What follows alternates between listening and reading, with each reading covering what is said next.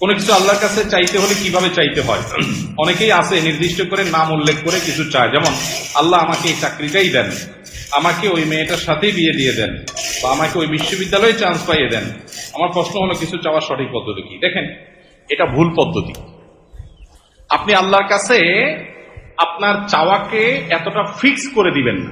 নবী করিম সাল্লাল্লাহু আলাইহি সাল্লাম দোয়া শিক্ষা দিয়েছেন সাহাবীদেরকে, আল্লাহুম্মা ইন্নী আসআলুকাল আফিয়াতা ফিদ দুনিয়া ওয়াল আখিরাহ। মানে কি? আল্লাহ আপনার কাছে দুনিয়া এবং আখিরাত উভয় জগতে কি চাই? শান্তি চাই। এখন শান্তি কি আল্লাহ লাখ টাকায় হবে, না 1000 টাকায় হবে, না 100 টাকায় হবে, না কোটি টাকায় হবে, না বিনা টাকায় হবে, সেটা আপনি জানেন। আমি কি চাই? শান্তি চাই, মনের প্রশান্তি চাই, মনের সুখ চাই। এই জিনিসটা আপনি আমাকে কিভাবে দিবেন আপনি জানেন। আমার শান্তিটা দরকার। আমার শান্তির জন্য যদি কোটি টাকা দরকার হয় তো কোটি টাকা দেন, কি লাগবে সেটা আপনি জানেন। কিন্তু আমি কি চাই?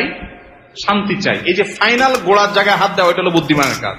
আর কোরআনেও আল্লাহ তাআলা শিক্ষা দিয়েছেন, আল্লাযীনা ইয়াকুলুনা রাব্বানা আতিনা ফিদ দুনিয়া হাসানা ওয়া ফিল আখিরাতি, যারা আল্লাহর কাছে দোয়া করে বলে, হে আমাদের রব, আপনি আমাদেরকে দুনিয়াতে কল্যাণ দান করেন, সুখ, কল্যাণ, ভালো দান করেন।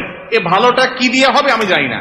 আমি কোনো মেয়েকে দেখে বা তার সম্পর্কে জেনে শুনে আমার মনে হয়েছে এই মেয়েটাকে আমার জীবন সঙ্গিনী করতে পারলে বোধহয় আমি সুখের সাগরে হাবুডুবু খেতে থাকবো, আমি বোধহয় সুখের আকাশে ভাসতে থাকবো এই মেয়েটার সাথে বিয়ে হইলে। বেশিরভাগ যুবক বয়সে শয়তান এ ধরনের পাগলামি মাথার মধ্যে চাপায়। মনে হয় যে এটার সাথে বিয়ে না হলে আমার জীবন পুরোটা বরবাদ হয়ে যাবে, তছনছ হয়ে যাবে, শেষ। ডিপ্রেশন, আত্মহত্যা করে বলতেছে, শেষ হয়ে যাচ্ছে, জ্বলে পড়ে মরে যাচ্ছে, বুড়া হয়ে গেছে, বিয়ে করে না কেন? কারণ তারে পাই না, এই জন্য বিয়ে করবো। এর চাইতে বড় নির্বোধ আল্লাহর জমিনে আর দ্বিতীয়টা আছে কিনা সন্দেহ। যে তোমার ছাড়া আরেক জায়গায় বিয়ে বসে গেছে, আলহামদুলিল্লাহ, বুঝতে হবে যে তুমি অজাগায় গেছো, এখন তুমি জাগায় যাওয়ার চেষ্টা করো। এটা হলো বুদ্ধিমানের কাজ, ঠিক না? ঠিক। এই জন্য আল্লাহর কাছে এই ধরনের দোয়া করবেন না। অনেকে বলে, আল্লাহ তুমি আমার 40 লাখ টাকা দাও, আর কিছু চাবো না আল্লাহর কাছে, তোমার কাছে। গরিব মানুষ হিসাব করছে যে আমি লাখ 20 টাকা হলো গ্রামে সুন্দর করে একটা দালান কোঠা বাড়ি করব, বিল্ডিং বাড়ি করব, আর বাকি 1-2 লাখ টাকা দিয়ে একটা মোটরসাইকেল কিনবো, 10-20 লাখ টাকা একটা দোকানদারি করব, আমি বসে বসে খাবো। এরকম শর্টকাট হিসাব অনেক সময় আমরা করি না অনেকে।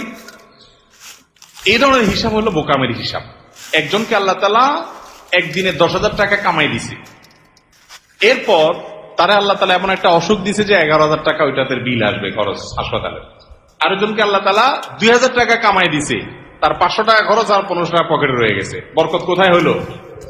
ওই 2,000-এর মধ্যে হলো না। এই জন্য দোয়াটা সেরকম করতে হয়।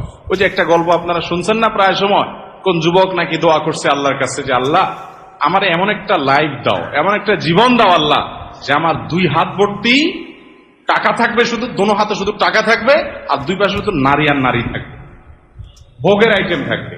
তো আল্লাহ তাআলা তাকে একটা মহিলা কলেজের বা কোন একটা কোম্পানি